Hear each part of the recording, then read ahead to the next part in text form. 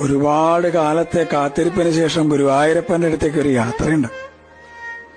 പരിഭവങ്ങളും സങ്കടങ്ങളും പരാതികളൊക്കെ ആയിട്ട് നടന്ന് ആ ശ്രീലകത്തിന്റെ മുമ്പിൽ അങ്ങോട്ട് എത്തുമ്പോ ഭഗവാനെങ്ങനെ കാണാം.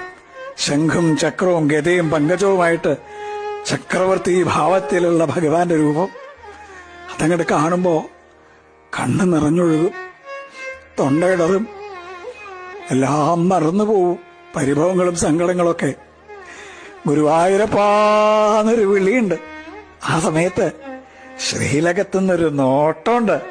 കാരുണ്യത്തിന്റെ കടലായ കണ്ണന്റെ നോട്ടം.